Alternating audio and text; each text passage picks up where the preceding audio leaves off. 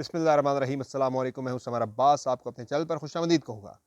आज की इस वीडियो में नाज़रीन आपको बताएंगे कि इस वक्त किर्गिज़स्तान की सूरत हाल एग्जैक्टली क्या है। कल से दावे तो आए थे सफ़ीर साहब के जनाब के कुछ भी नहीं है, हालात ठीक हो गए, पाकिस्तानी तलबा इतने ज़ख्मी नहीं है।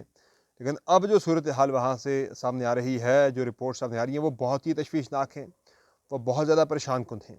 आपको इस बारे से आगाह करेंगे। कुछ तलबा पाकिस्तान पहुँचे, कुछ ने टेलीफोन लाइन पर बताया कि भाई हालात क्या हैं वहाँ पे, वो किस तरह से अपनी जान बचा रहे हैं। और किर्गिज़स्तान की जो पुलिस है वो हमलावरों के साथ मिल गई है। इसके अलावा जनाब इसहाक डार साहब जो हैं और जो इन दो वज़रा जो हैं इसहाक डार और अमीर मुकाम, वो आज रवाना हो रहे हैं किर्गिज़स्तान वज़ीर-ए-आज़म की हिदायत के ऊपर। और इसहाक डार साहब जो हैं वो एक बड़ी मुश्किल में आने वाले हैं। उन्हें शेर असल मरवत ने एक बहुत बड़ी मुश्किल में डाल दिया है, वो फंसने वाले हैं। फिर जनाब एक बड़ी खबर यह है कि जहांगीर खान तरीन की फिर से इक़्तिदार के ऐवानों में वापसी हुई है। ये कैसे हुई ये वापसी, क्या हुआ है एग्जैक्टली, आपको इस वाले से आगाह करेंगे। और बजट में सरकारी मुलाजमीन को क्या मिलने वाला है, इस वाले से बात होगी। और बात करेंगे मियाँ नवाज शरीफ जो है वो अब क्या चाहते हैं, वो क्या सोच लेके बैठे हैं, उनकी तरजीहात क्या है। कल जो उनका खिताब था उसने काफ़ी कुछ चीज़ें वाज़ेह कर दी हैं, उस पर कल बात होनी थी, वो नहीं हो सकी थी खुल के बात। आज ज़रा मज़ीद डिटेल्स आपके साथ शेयर करेंगे। और फिर इमरान खान के ख़िलाफ़ एक बड़ी खौफनाक जो है वो प्लानिंग हो रही है, उस वाले से भी आपको आगाह करेंगे। तो जनाब इन तमाम खबरों पे इस वीडियो में बात होगी। आपसे रिक्वेस्ट है कि आपने अब तक अगर चैनल को सब्सक्राइब नहीं किया, चैनल को सब्सक्राइब कर लें, वीडियो को लाइक और शेयर करें और बेल आइकन ज़रूर प्रेस करें। तो जनाब सबसे पहले ज़रा बात करते हैं किर्गिज़स्तान की। किर्गिज़स्तान के अंदर सूरत हाल बदस्तूर काफ़ी ज़्यादा तशवीशनाक और कशीदा है। कल रात एक फ़्लाइट पहुंची थी लाहौर, जिसमें कुछ तलबा जो है वहाँ से किर्गिज़स्तान से पाकिस्तान पहुँचे और वज़ीर दाखिला मोहसिन नकवी ने उनका इस्तकबाल किया लाहौर एयरपोर्ट के ऊपर। एक उनमें तालिब इल्म जो है वो उसको ड्रेसिंग वगैरह पट्टियाँ हुई थी, वो काफ़ी ज़ख्मी भी था। तो वो स्टूडेंट से बता रहे हैं जनाब कि वहाँ हालात बहुत बुरे हैं। जिस तरह से हमारे वहाँ पे सफ़ीर साहब बता रहे हैं कि जी हालात वहाँ पे काबू कर लिए गए हैं, कोई इतना ज़्यादा मसला नहीं है। तो जो हसन ज़ईम साहब हमारे पाकिस्तान के सफ़ीर हैं, वो तलबा ये कह रहे हैं कि वो सफ़ीर साहब हमें ये कह रहे हैं, भई आप वीडियोज़ और तस्वीरें मत डालें सोशल मीडिया के ऊपर। शहबाज शरीफ साहब से मेरी जो है वो जनाब जो है वो खिंचाई हो जाती है सारे मामले के ऊपर, यानी पीएम की तरफ से मुझे प्रेशर का सामना करना पड़ता है। तो आप इस तरह की तस्वीर और वीडियोज़ ना डालें। वो कह रहे हैं कोई ताउन किसी किस्म का जो है हमें सफारतखाने की तरफ से नहीं मिला। दो हमारा फुल फ्लैज वहाँ पे सफारतखाना उस तरह से नहीं है, लेकिन वो कह रहे हैं कि हमें उस तरह से सपोर्ट जो मिलनी चाहिए थी सफारतखाने से, वो नहीं मिली। फिर तलबा का ये भी कहना है जनाब कि वहाँ पे कुछ ने बाथरूमों के अंदर छुप के अपनी जान बचाई। ये हालात वहाँ पे बने हुए हैं। जो पुलिस है किर्गिज़स्तान की, बिश्केक की जो पुलिस है, वो भी जो है वो जो है ना बस एक टोटल पूरा कर रही है। वो रोक नहीं रही हमलावरों को इस सारी कार्रवाई से। पाकिस्तान ने कल जो किर्गिज़स्तान के सफ़ीर हैं उन्हें तलब करके दफ्तर ख़ारजा में उनसे उन्हें डिमार्च भी किया। उन्हें एक एहतियाजी मुरासला भी थमाया गया। वज़ारत ख़ारजा में एक जो है वो क्राइसिस मैनेजमेंट सेल भी बन चुका है। लेकिन इन चीज़ों का फ़ायदा नहीं है। जो असल काम है ऑन द ग्राउंड, इस वक्त जो पाकिस्तानी तलबा और तलबात हैं वो शदीद मुश्किल में मुब्तला है, वो अपनी जान बचा रहे हैं, उन्हें अपनी जान के लाले पड़े हुए हैं। और इंतहाई मुश्किल जो वहाँ के मुकामी जो नौजवान हैं वो इस वक्त पाकिस्तानी तलबा और तलबात को या वो तलबात को हरासा कर रहे हैं।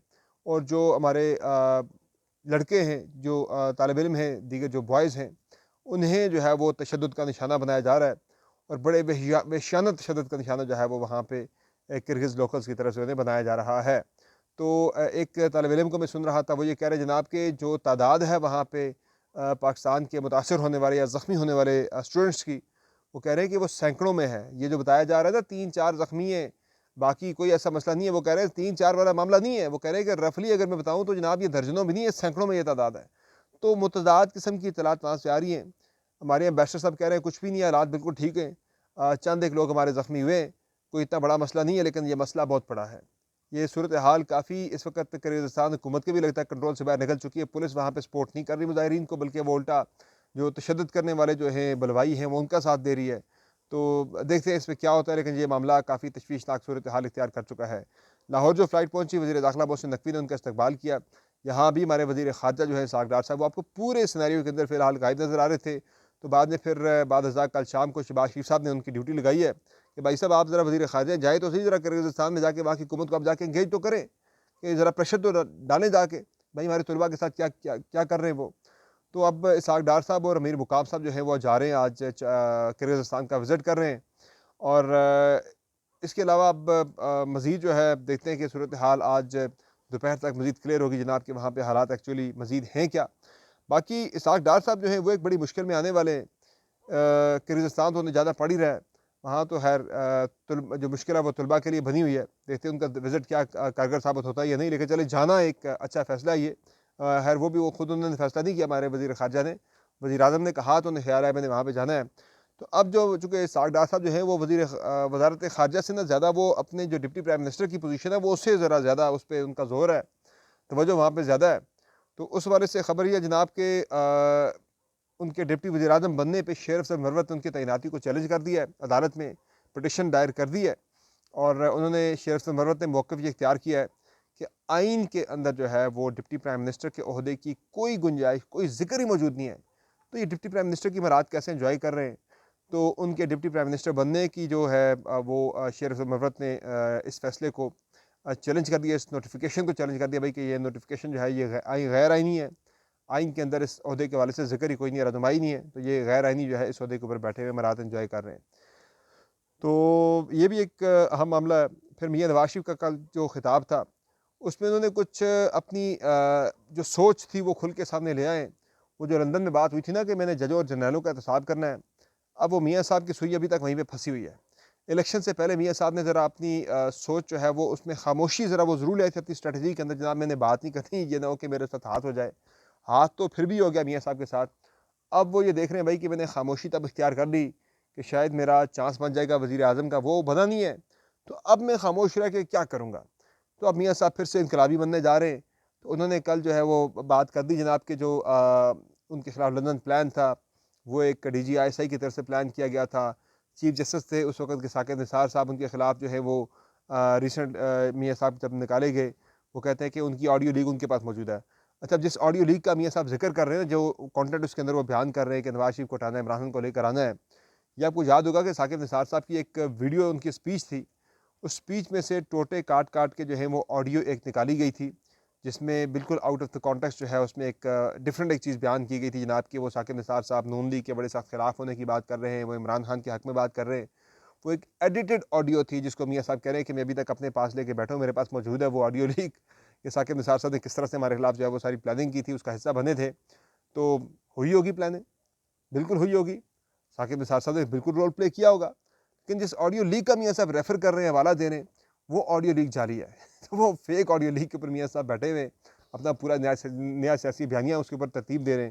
تو یہ میاں صاحب جو ہے پھر وہ سڑکیں بنا دینا, میں نے عمران خان کے پاس میں گیا تھی مالداری کے لیے, تو انہوں نے کہا جی وہ ہماری سڑک خراب ہے, میں نے سڑک بنوا دی بنی گالا کی. پھر انہوں نے میری پیٹھ میں چھرا گھونپا, یعنی کہ احسان کیا جتا رہے نام کہ چونکہ میں نے عمران خان کے کہنے پہ میں نے ان کے گھر کی سڑک بنا دی تھی تو اس بندے نے میرا لحاظ نہیں کیا جناب, تو اس نے میری پیٹھ پہ چھرا گھونپ دیا.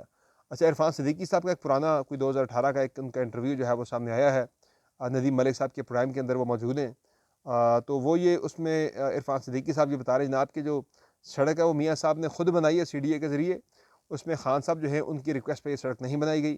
اور خان صاحب نے یعنی کہ میاں صاحب تو یہ بھی کہہ رہے ہیں جناب کہ عمران خان نے اس وقت 35 فنکشنوں کی بات پہ معذرت کر لی تھی بھائی کہ یہ بات میں نے غلط کی, ایسا کچھ بھی نہیں ہے, تو ہم مل کر آگے بڑھتے ہیں, مل کر آگے چلتے ہیں. تو وہ ڈینائل آ گیا بھائی کہ ہم نے تو ایسی کوئی بات نہیں کی تھی اس وقت جناب پی ٹی آئی کی طرف سے کہ خان صاحب نے تو ایسی کوئی بات نہیں کی. تو ہم عرفان صدیقی صاحب کا جو بیان ہے کہ بھائی خان صاحب نے اس وقت ریکویسٹ نہیں کی تھی, سڑک میاں صاحب نے خود بنوائی تھی, تو وہ بھی وہ ڈینائی کر رہا ہے میاں صاحب کے اس موقف کو.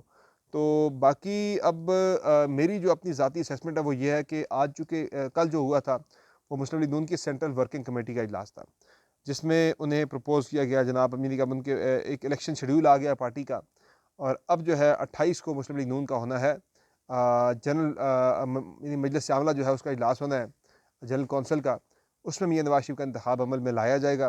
تو ہفتے پہلے سی ڈبلیو سی اس لیے بلائی گئی تھی جناب کہ وہ پروسیجر جو ہے وہ الیکشن کمیشن کے اندر, چونکہ پی ٹی آئی کا انٹرا پارٹی الیکشن چیلنج ہوا ہے, اب انہیں مزید رگڑا لگانا بھی ابھی مقصود ہے.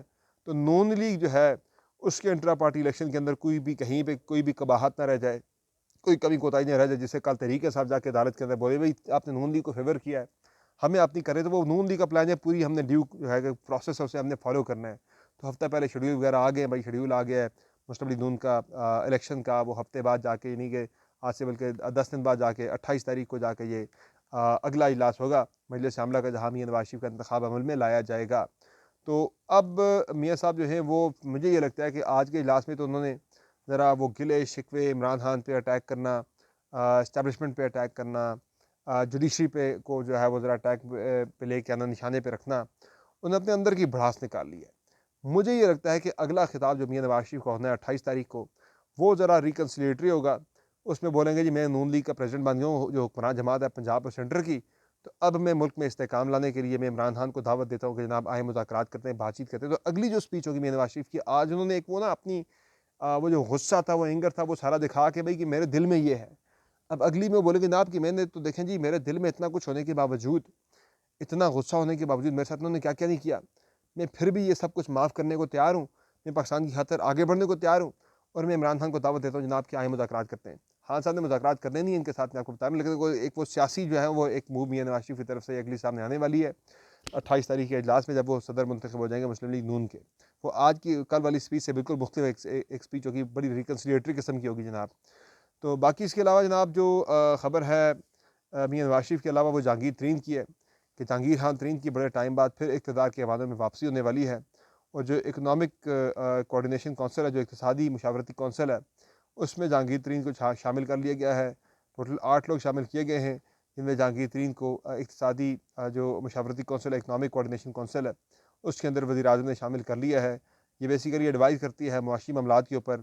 اب جو پرائیویٹائزیشن کا معاملہ ہے، IMF لون کا معاملہ ہے، باقی ٹیکسز کا معاملہ ہے، یہ ساری چیزیں جو ہیں اس حوالے سے اکنامک کوارڈینیشن کونسل جو ہے وہ وزیر اعظم کو ایڈوائز کرتی ہے، کابینہ کو ایڈوائز کرتی ہے۔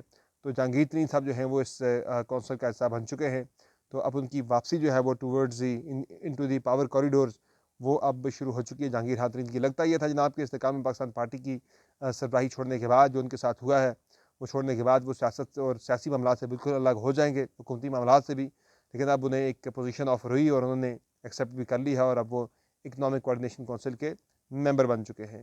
باقی اس کے علاوہ ملتان میں آج الیکشن ہے جناب، ضمنی الیکشن ہے، NA 149 بنتا ہے غالباً، جو جہاں سے PTI کے وکیل رہنما جیتے تھے، اور آج پیپلز پارٹی کے وہاں سے یوسف رضا گیلانی کامیاب ہوئے تھے، اور اب یہاں سے یوسف رضا گیلانی نے اپنے بیٹے قاسم گیلانی کو ٹکٹ دیا ہے۔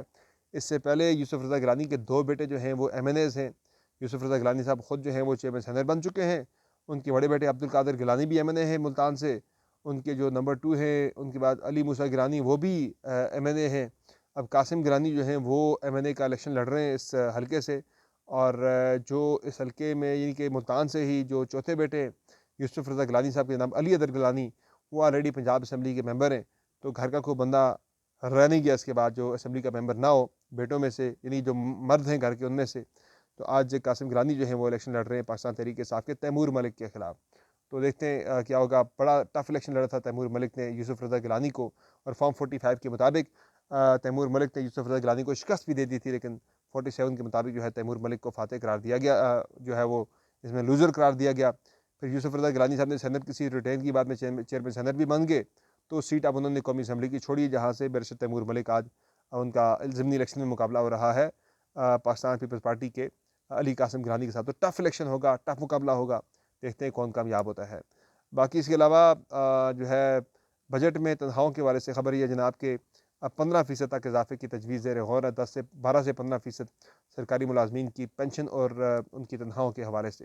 باقی سوشل میڈیا پہ خبر چل رہی ہے، ان ویریفائڈ ہے، اطلاعات کچھ اس طرح کے اسلام آباد میں گرم ہے کہ جی عمران خان صاحب کے خلاف ایک اور کیس آ رہا ہے، آرمی چیف کو جو ہے وہ دھمکانے کے حوالے سے، آرمی چیف کو جو ہے وہ لائف تھریٹ دیے جانے کے حوالے سے۔ اس حوالے سے کچھ کورٹ رپورٹرز ہیں، انہیں اسلام آباد میں ایک اہم جگہ پہ طلب کر کے بلا کے ان سے کچھ تفصیلات لی گئی تھیں، اور غالباً کچھ سے کوئی بیان حلفی وغیرہ بھی لیا جا رہا ہے، اس طرح کی خبریں بھی چل رہی ہیں۔ یہ ان ویریفائڈ خبر ہے کہ اس میں آیا اس سے واقعتاً ہے یا نہیں ہے، تو ابھی تک کسی نے تصدیق تو اس کی نہیں کی آفیشیلی جناب کہ انہیں بلا کے ایسا کوئی انہیں کہا گیا جناب کہ آپ نے کوئی گواہی دینی عمران خان کے خلاف کہ انہوں نے اڈیالہ جیل سے بیٹھ کے army chief general Asim Munir کو جو ہے وہ کوئی لائف تھریٹ وغیرہ دی ہے۔ تو یہ ایک اور کیس آ رہا ہے۔ باقی توشہ خانہ جو ہے وہ تو آپ کو پتہ ہے کہ 4 بن چکا ہے، اور اس میں بھی اب جو ہے وہ ریفرنس وغیرہ دائر کرنے کی تیاریاں جو ہیں وہ ہو رہی ہیں خان صاحب کے خلاف۔ تو یہ آج کی جناب امپورٹنٹ ڈیولپمنٹس ہیں، انشاءاللہ اگلی ویڈیو میں پھر آپ کی خدمت میں حاضر ہوں گے۔ تب تک کے لیے دیجیے اجازت، اپنا بہت خیال رکھیے گا، اللہ کے بعد۔